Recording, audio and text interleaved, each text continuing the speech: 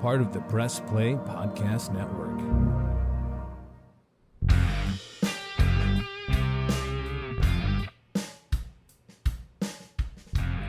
A new day, a new week, a new episode for your ear holes. Yeah, I guess that would be correct. This is the Ball Card Show, the sports podcast. For the Sports Collector. I'm Jason Otero. I'm Gary LeMaster. And as always, we are brought to you by the Press Play Podcast Network. If you didn't know, now you do. Go check them out wherever you listen to your podcasts. I'm excited to see you, man. We had a little hiatus.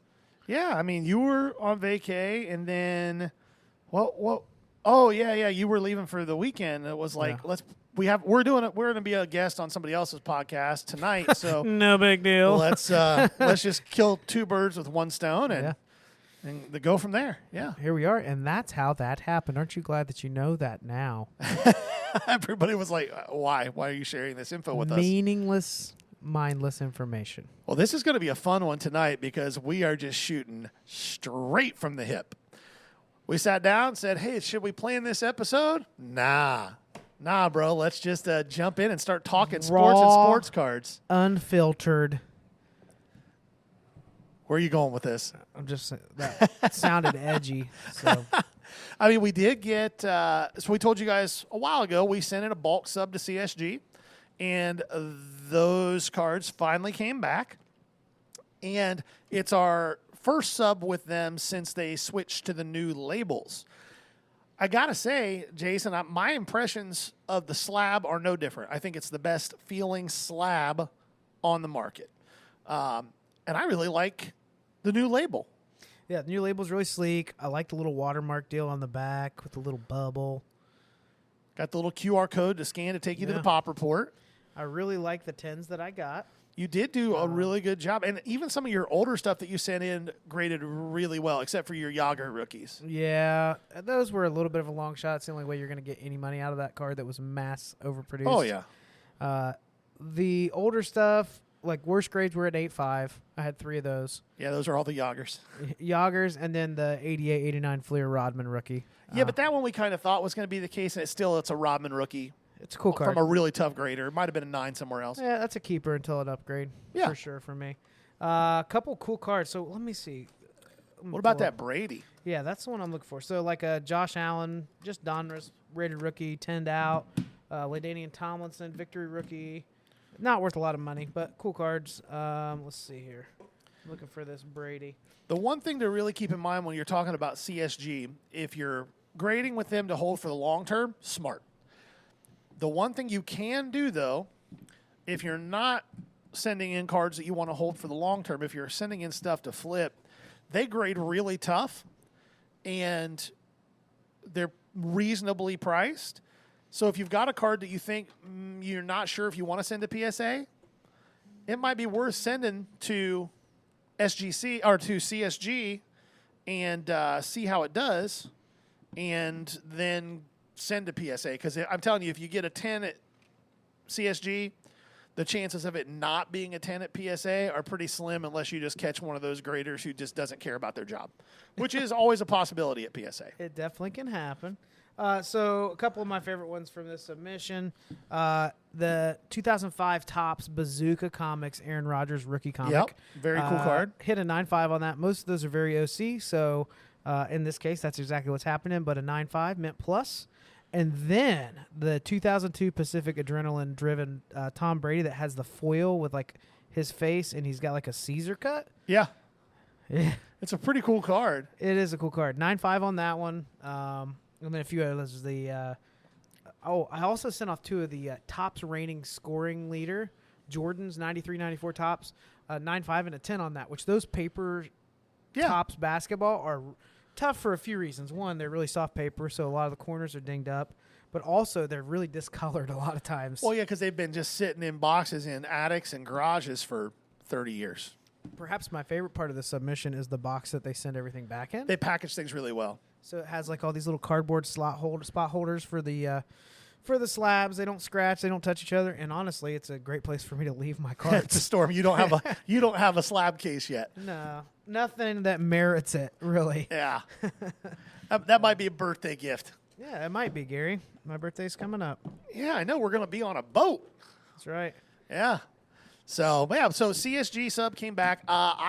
Jason, I think, had 20 cards in that sub. I think I had close to 50. And there were only a couple that were really head scratchers. The rest of them landed about where I thought they would. Yeah. There were a few that came back 9s that I was a little bit not sure of that I might crack and send somewhere else. One came back a 9 that I was just mind screwed about. And then you took one look at it and went, oh, here's a print line. Yeah, it's frustrating. It's crazy. You look at a card so hard and you don't see anything, and then another person, look, you said it best. It goes into a slab, and it's like the slab's a magnifying glass. Yeah. You just instantaneously, you're like, oh, there's a print line right there. Oh. Yeah, I spent 10 minutes on that card, but whatever. I had it under a microscope, didn't see it. And it was a Zach Wilson number to 100 of 100 bookend card. So, anyhow. Good experience. Time frame on grading, they were consistent. Yeah, they met what they said. We were hoping they'd be a little sooner because there's rumors that they had been getting set back pretty quick. But at the price point, they're being recognized as a legitimate grader in the industry. Yeah, I'm happy with it. So the next round, I'm probably sending off to some SGC. I have some vintage, like an old Hank Aaron, like some second-year LeBron stuff. That Hank Aaron's going to look sweet in an SGC slab. Yeah, sending off some stuff that's a little more valuable, but also stuff that's a little older. I don't think I'm sending any ultra modern to them. But yeah, looking forward to that sub. And then we're already working on another little section here of NFL stuff to get off before the season kicks off. A lot of stuff I'll flip. Yeah. I'm real back and forth on whether I'm going to send that of 25 Ellie De La Cruz to SGC or not. So this is where the greedy part of me comes in, and I have to rein myself back and hold true to my ethos, and I've said that I would never give PSA a dime of my money until I hit a monster card. And then I'm like, oh, should I send it to PSA? I'm probably not gonna. But if I do, you guys will know. It'll be easy to tell because it's numbered to 25. If you see Ellie De La Cruz number 13 of 25 orange mojo show up on eBay in a PSA slab, you'll know that I'm just a dirty hypocrite. If it shows up in an SGC slab, then I'll have held true to myself. With that either.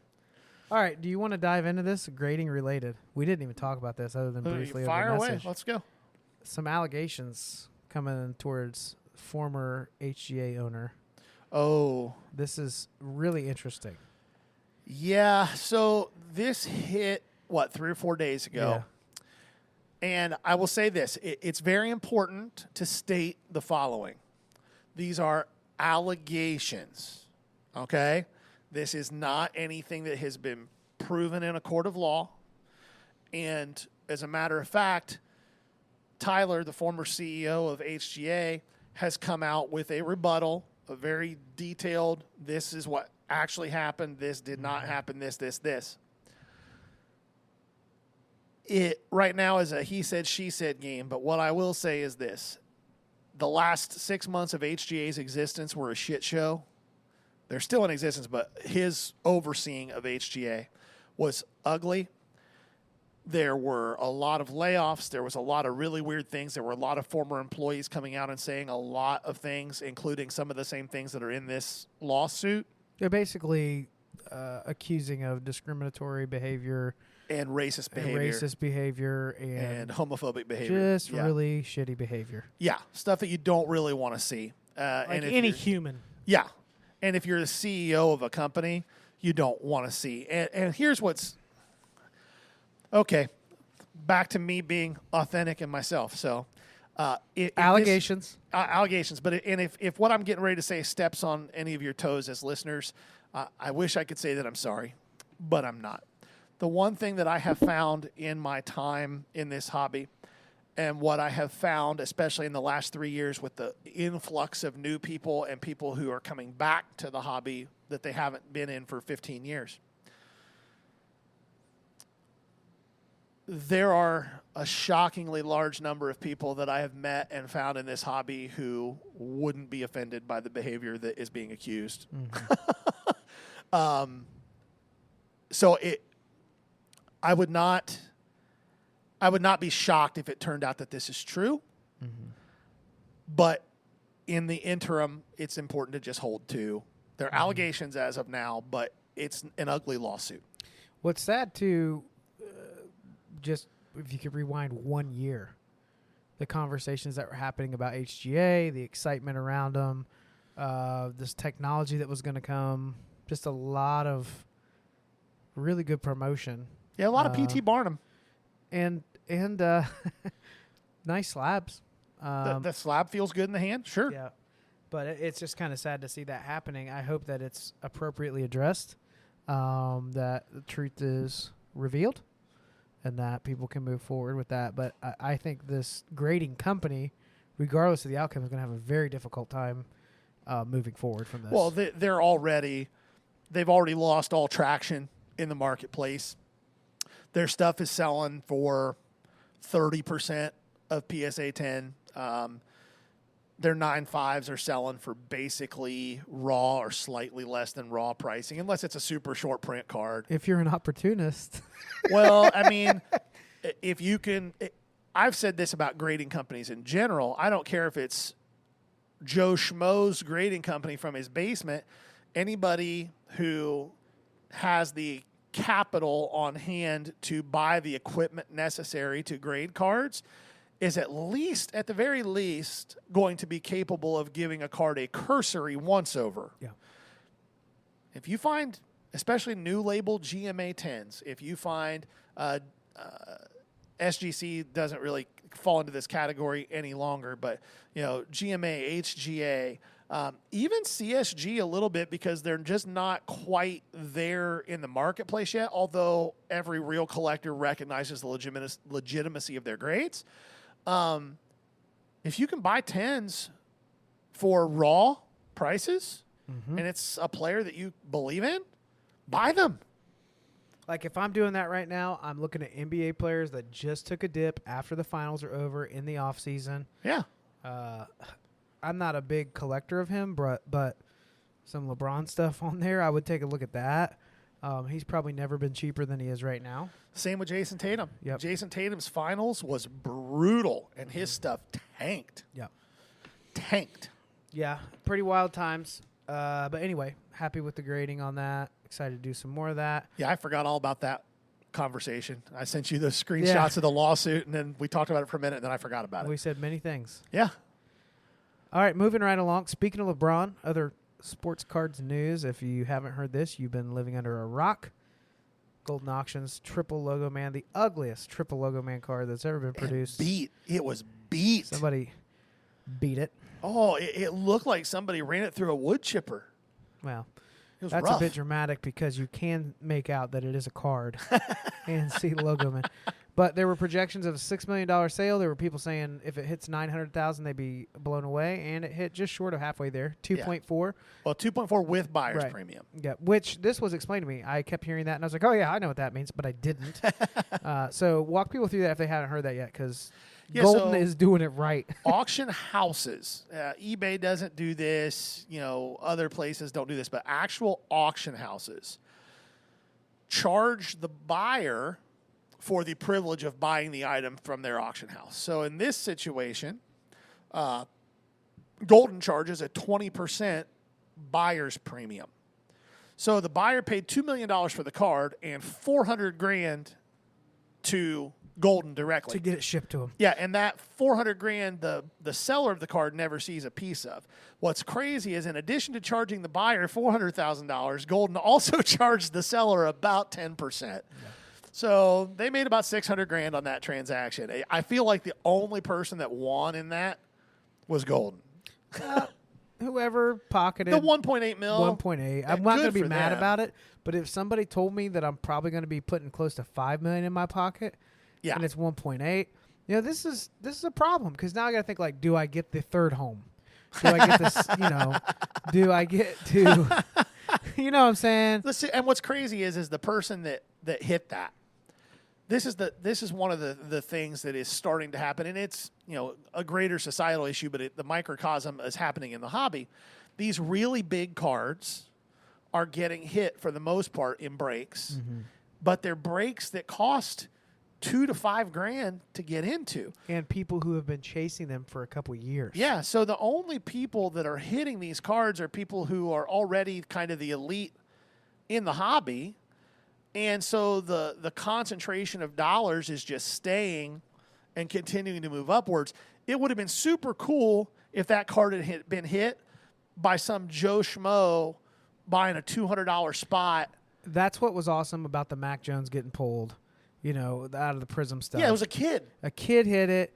Yeah, his dad bought him a $1,500 box. Good on you, Dad. I wish I had the resources to do that for my kid because I would do it. Right.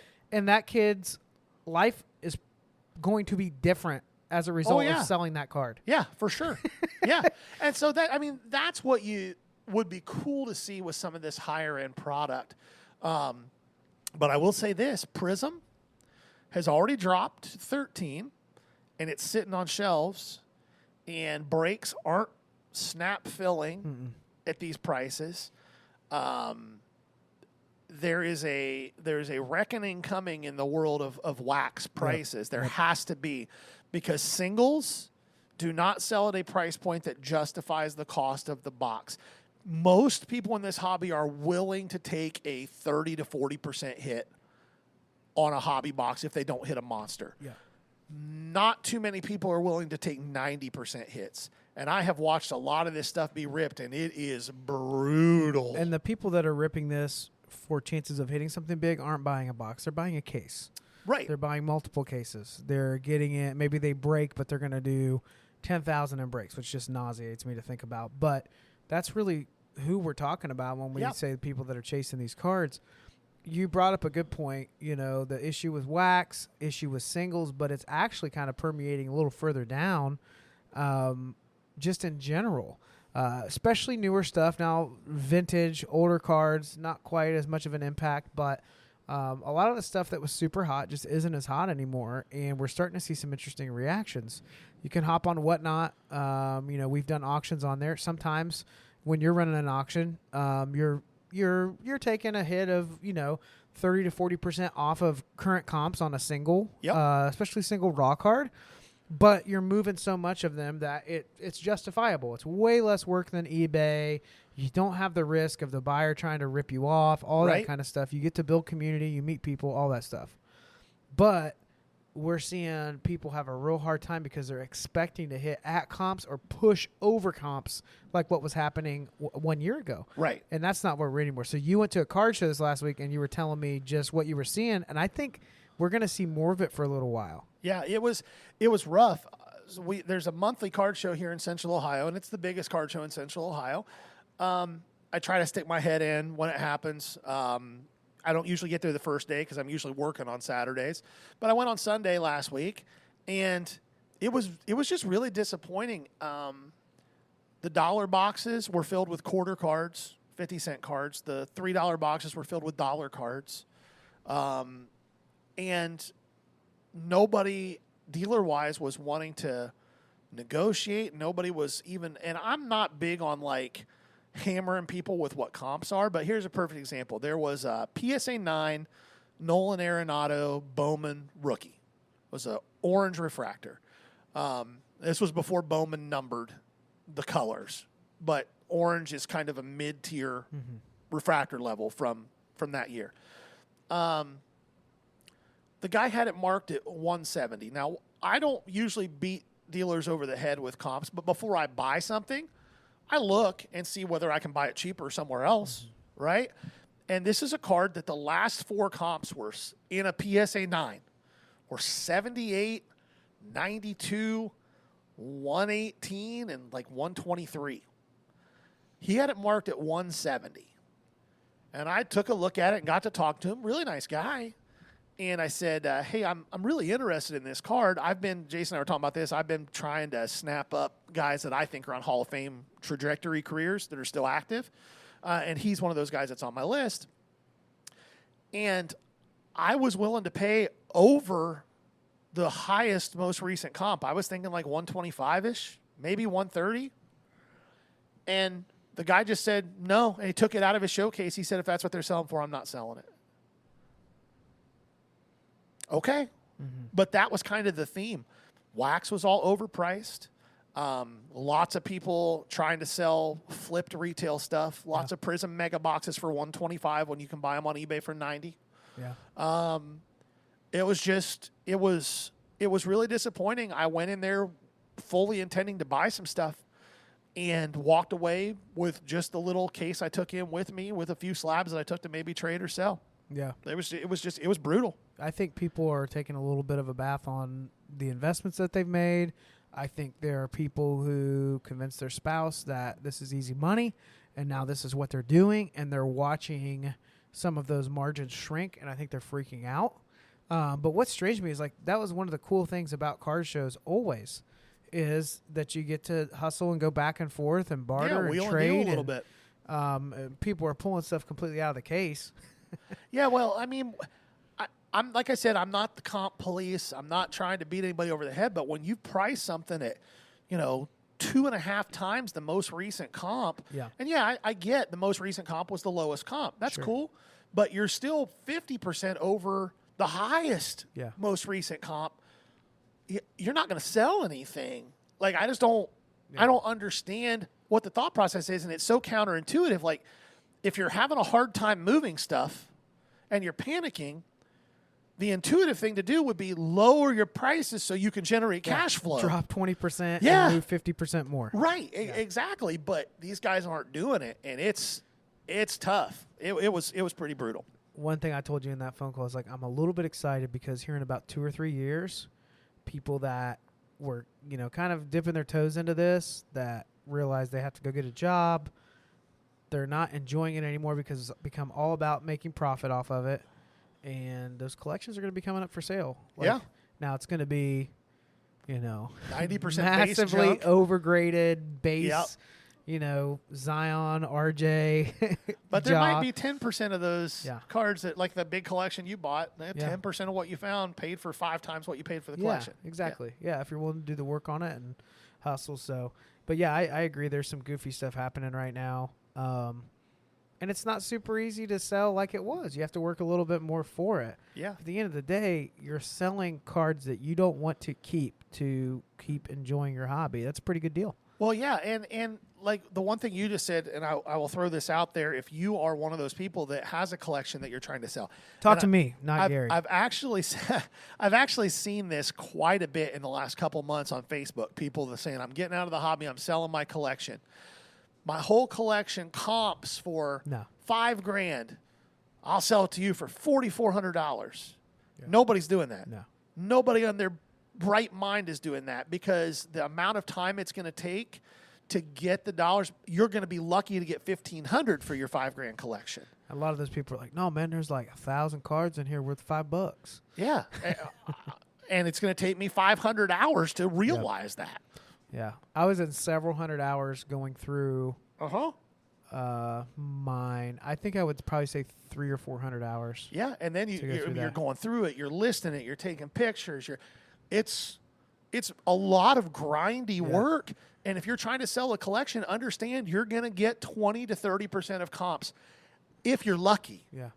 If you've got a bunch of base stuff, you'll do well. Yeah, if you get a bunch of base stuff with no real bangers in there, you're going to get 10%. I feel like we're pretty negative today. You feel this? I don't know. Maybe a little bit. But, I mean, we were excited about our CSG comeback. That's good. All right, that's true. State of the hobby a little bit. You know what? I know your voice just went 3 octaves up. I sounded like, what was his name? I'm trying to think of the name of this actor. He did this guy named Jiminy Glick. Martin Short. Martin Short, yeah. You like strawberries or do you like raspberries? Jiminy Glick. I forgot all about Jiminy Glick.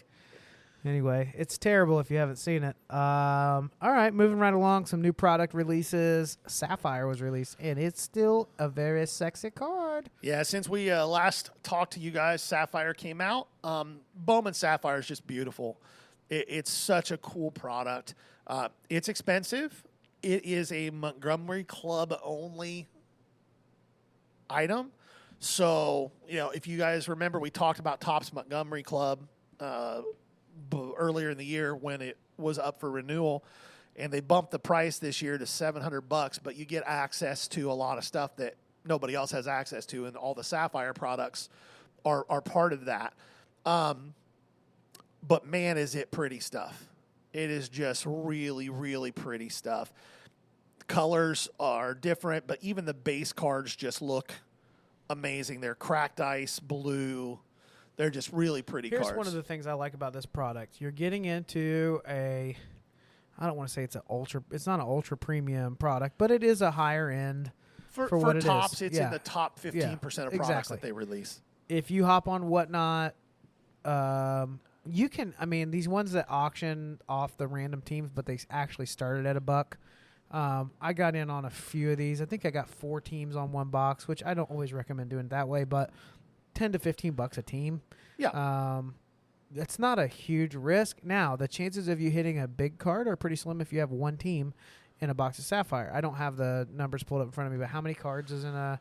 There's 6 packs, 5 cards in a pack. Yeah, So, 30. 8 packs, 5 cards in a pack. So there's 40 40, cards. You're going to get 1 auto and 2 colors. Mm-hmm. However, if your auto is colored, you only have 1 other color. Yeah. So if you have a base auto, you'll have 2 colored cards. If I was really getting into breaks on Sapphire, I'd probably just hit random teams over a few hours. And I would not even do that. If you're going to really go after Sapphire, I would do eBay breaks and I would do player breaks. Mm-hmm. Find the player you want to chase and get into 50 and 100 box breaks. yeah, Now, can that get expensive? Yes. But, you get into a 50 box break and you've got a mid-tier prospect that you really like. I did this with Adenzo Reyes last year quite a bit. This year I've done it with a couple guys. I'm not going to throw out the names quite yet until the Sapphire season is over. But, you can get into a 50 box break on a mid-tier prospect for $125, $130, $150. And if you come out ahead, like 2020, I'll give you an example from 2020.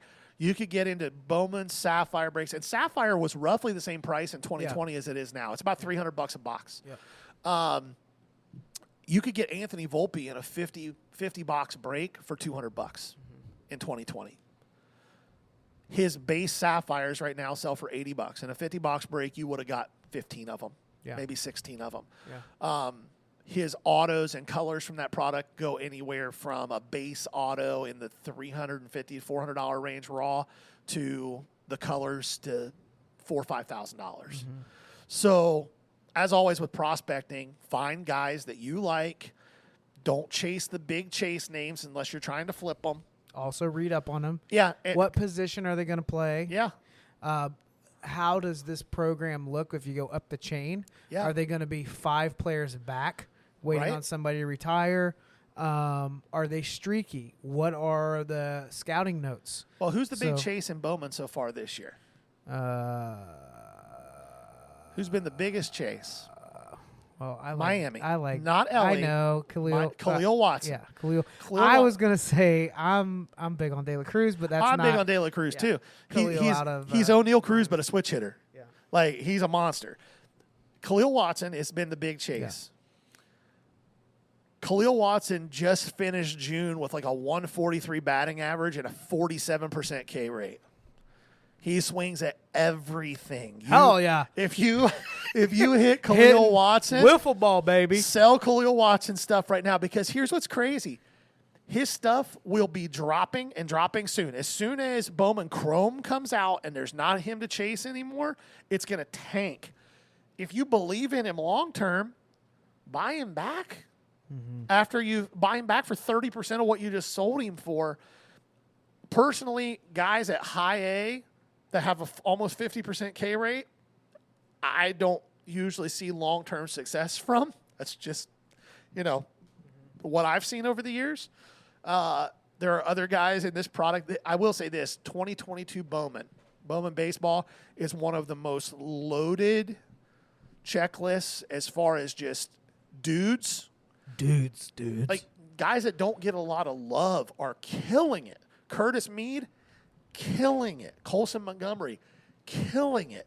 Like, there are George Valera, absolutely killing it. John Kenzie Noel is leading the minors in home runs. I think he's got 21 home runs already. There are guys that are mid-tier guys that were not chase guys in this product. In my opinion, it's a product that's well worth grabbing a hobby box or a jumbo box and just stick it on the shelf. Yeah. There are dudes in this product. Yeah, and I can't wait for Topps Chrome to come out. Oh, that was the other product that released this week. It came out this week? No. Topps Chrome Platinum Okay. Came out. It's 2021. It's not a 2022 product. It's 2021.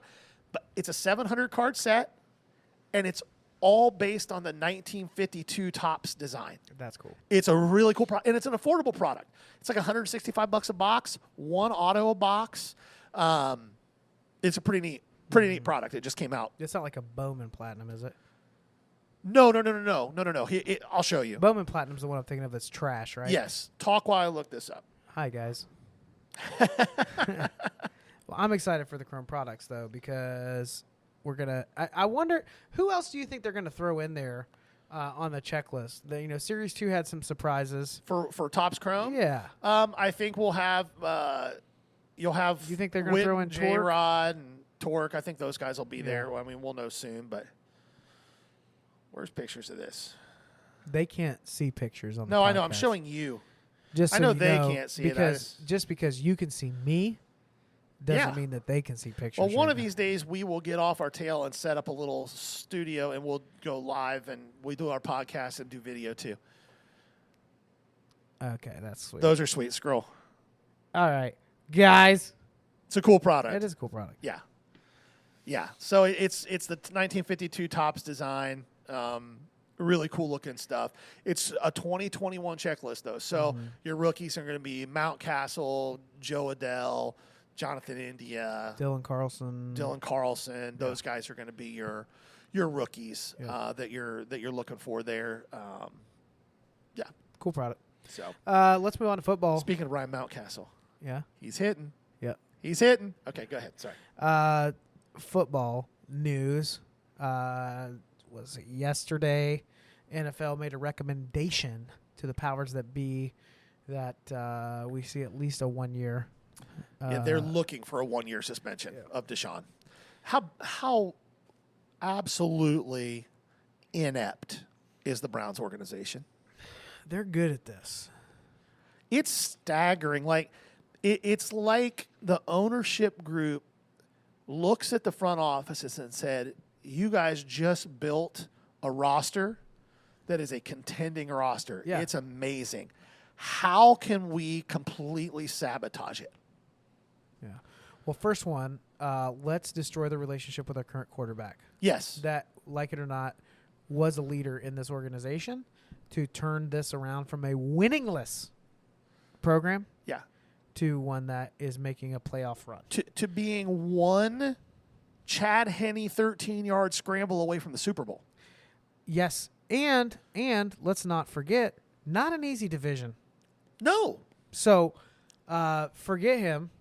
Let's go after Deshaun. Let's guarantee him money knowing there's all these issues going on. And when we do that, let's not dig any deeper than what we've seen in the news. Because he said, just like in the movie Benchwarmers, when that pitcher handed them a colored sheet of paper that said, "I'm 12" with a $5 bill in it. Exactly. That's essentially what's happening here. Yeah. Nothing to see. Pay no attention to the man behind the curtain in The Wizard of Oz. Like, this is not good for the organization to make this move.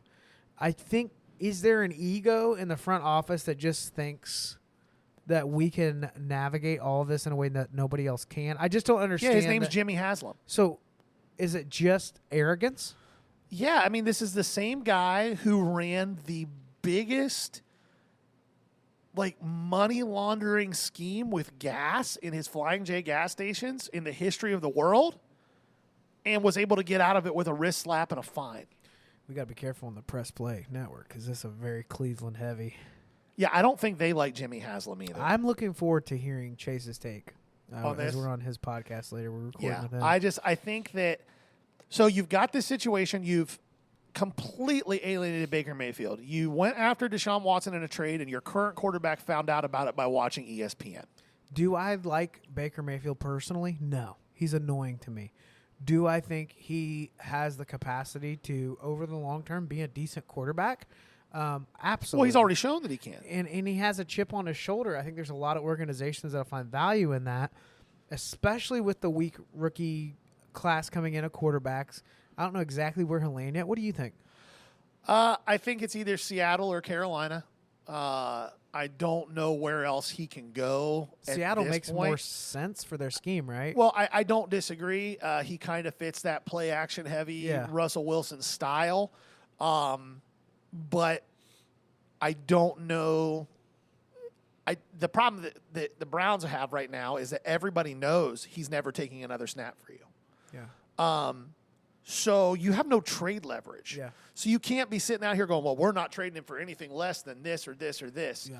You should have taken the first round pick that was offered to you by Seattle 2 months before the draft. That's what you should have done. Yeah. But you got greedy. Now you got a situation where the NFL is seeking a minimum of a 1-year suspension. And this is what's really interesting. This is a mechanic that was collectively bargained that I don't know a lot of people realize. So now these types of hearings are heard by an independent third party. It's a lady, I don't remember her name, but she's the one who handles these things. And what was collectively bargained is if she says after the end of this, no suspension, then the league has no further recourse. That's the end of it. Deshaun Watson will start on opening day, and that'll be that. However, if she says, here's a suspension, the league can make any adjustment to that suspension that they want. Mm-hmm. So if she says, here's a year, the league might go, we requested a year. We think it should be 2. Mm-hmm. And that's it. There's no recourse. Now, here's where it could get real ugly. The NFLPA, and I will say this, prefaced by saying that the things that Deshaun Watson has been accused of,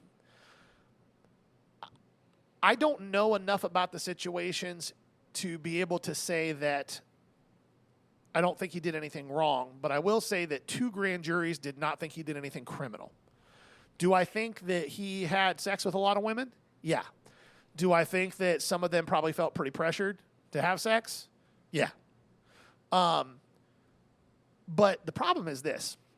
The league's bylaws state very clearly that owners have to be held to a higher standard than players. We've got 2 owners right now, active owners. One was caught on camera getting a tuggy at an Asian massage parlor. Literally. That is a special teams play similar to the So onside you've kick. got Robert Kraft, who didn't even get a fine. He got no suspension. He got no nothing. And he had criminal acts that were sexual related. You got Daniel Snyder in Washington. Just got poop pouring into the stadium. Well, and beyond that, there's a congressional investigation into the toxic workplace environment created that massive amounts of misogyny and sexual innuendo and just a lot of really bad stuff. And you've got the commissioner of the NFL in front of Congress going, I can't really do anything about it. Mm-hmm. Yep. Yeah. So the NFLPA has already come out and said, hey, if you guys try to pull this trigger, we will use every penny in our coffers to fight you. We'll take it all the way to the Supreme Court if we have to. Yep.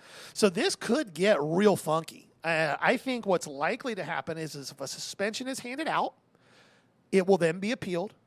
It will be taken to courts. Deshaun Watson will be put on the commissioner's exempt list until that is taken care of, which could take a year, could take 18 months. Who knows? Long story short, by the time Deshaun Watson actually takes a snap for the Cleveland Browns, it could be anywhere from 2 to 4 years since the last time he took an actual snap, and the Browns are going to have paid him $80 to $100 million already. Yeah. Before he ever takes a snap. And worst contract in the history of the NFL. And rumor has it, he's not looking too hot right now. No, he hasn't looked good in OTAs. Grant Delpit, who's playing on one leg, has picked him off 3 or 4 times. The Browns literally one leg. Well, I mean, he's coming back from 2 torn Achilles. But could you imagine? That would be amazing. Just hopping around out there. Yeah. Almost said something else. I would agree, though. Worst contract in history. Oh, worst contract in the NFL. And what's crazy about it is that now sets the standard for quarterbacks. How do you think when Josh Allen is due for his next contract, or let's look at somebody who'll be sooner? Joe Burrow is going to be due for his contract. Joe's going to be like, I would like a nation somewhere off of Greece. Burrow's going to be like, so let me get this straight. The Browns just guaranteed $230 million to Deshaun Watson, and he got half of that money before he ever took a snap. And it's completely, fully guaranteed, completely. I think I'm going to need $400 million over 5 years, guaranteed. Yep. Now, is he going to get that? No, but it would not shock me if he got 50. Yeah. It would not shock me a bit. The Browns they figure out how to destroy their franchise every 6 years. It's amazing bizarre to watch. It's like clockwork. Yeah, I mean, I'm glad I'm a Reds fan and I don't have to watch this. Hey, listen, the Reds have actually been better than I thought they were going to be. They're not good, but I thought they were going to be like win 30 games all year bad. Bad news bears. Yes, they're not that bad. No. They're not good, but they're not that bad. And Hunter Green's finally kind of putting it together a little bit, basically threw a no-hitter earlier this year. He still has horrible mechanics, and he's not going to be able to do that for more than 3 or 4 years before his arm falls off. But, yeah. Well, what else you got? I mean, we got all kinds of things. We got NFL training camps open soon. I can't wait for football. Yeah, I'm excited for it. Although I geek. You know me. I geek out on baseball and the prospecting side of things. That has really been hard fun this year, but I just thought about it. I was talking with some family yesterday, and I just said, I just love football. So football has kind of become, it never was growing up, but it's become the sport I watch and follow the most. But when you have a sport that is on Thursday night, Friday night, Saturday all day, Sunday all day, Monday, like, that's a good thing. Well, no, don't get me wrong. Football is my first love, and when football season rolls around, Right next to Southern gospel music. We could start a podcast on that.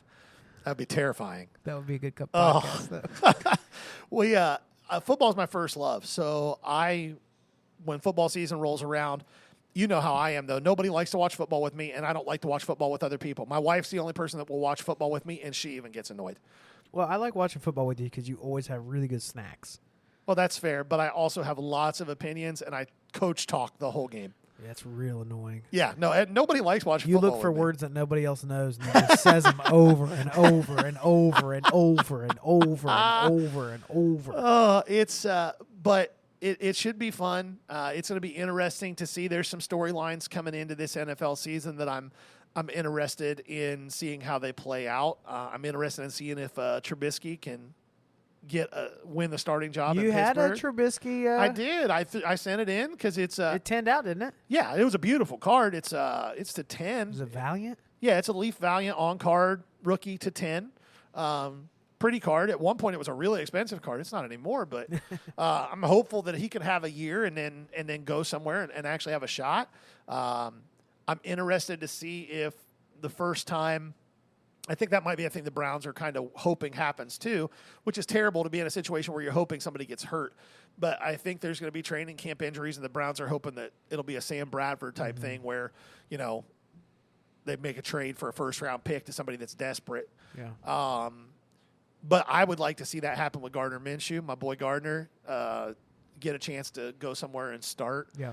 I'm a little surprised that Carolina hasn't made a play for him. That quarterback room in Carolina is brutal. Oh, I want to back up just a second. Yeah. Football related. The Ohio State Buckeyes, Brian Hartline's recruiting for wide receivers. Oh, You've been following this? Oh, he's a monster. Well, Hartline has all the street cred in the world. Yeah. Right? Like, he's a dude who left Ohio State as a junior, and everybody and their mother was like, this dude's out of his mind. Yeah, no career for him. Third-round pick, ended up having a very successful NFL career, Yep. a very good player, had 200-catch seasons, had one big contract, retired, and then started coaching, and is just a heck of a coach, and he's young enough, and a lot of these kids remember him as a player, Yep.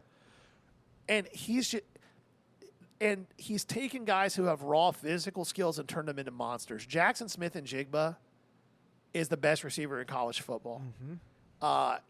He's going to put up stupid numbers this year. And when I say stupid numbers, get back to me at the end of the college football season, but I'll be shocked if he doesn't have a 90-catch, 1,700-yard, 20-touchdown season. Yeah. Who do you think hits that 1.5 spot? Because we got a good core this year. What do you mean? Who's going to be that number 2 receiver that really is? Marvin Harrison Jr. You think so? Yep. Yeah. Yeah, he'll be the number 2. C.J. Stroud is going to put up video game numbers. Yeah. It's going to be dumb. If he can run just a little bit, and he has the athletic ability to do it, but I think he's a dude who he so doesn't want to be considered a running quarterback that he just hangs in the pocket. Yeah. He's got the ability to move a little bit. He's not Michael Vick. He's not, that guy, but he's got the ability to move a little bit. He's going to put up video game numbers. It's going to be Ohio State's going to be scary good this year. I like it.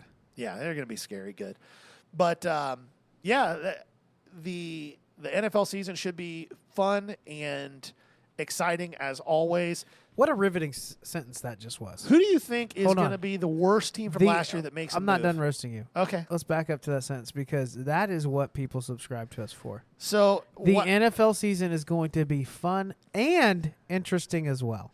So what happened in that sentence is I started the sentence thinking I had somewhere to go with it, and realized halfway in I didn't have anywhere But you're to go committed. with it. Yes, so I just filled in. So fun and interesting as well. Yes. Who do you think is a team that wasn't great last year that's going to make some strides this year? NFL? Yes. Miami Dolphins. So realistically. I'm serious. Oh, Yeah. okay. Yeah. And I'm not the only one in that camp. Okay. There's a lot of people in Miami that feel that way too. Give me a second because you're kind of putting me on the spot here. Okay. I've got two that I think are going to make huge, huge strides. I think Philadelphia takes some steps forward. I agree. They're not one of the two that I was thinking, but I agree. I think that's a good one, good program. And there's a little bit of fandom here, but I don't have a lot to go on. But I would love to see the Colts. The Colts are going to I win 12 or think 13 games. Yeah, I think they're going to have a good season. They're going to win 12 or 13 games. Because they know what they have in Taylor.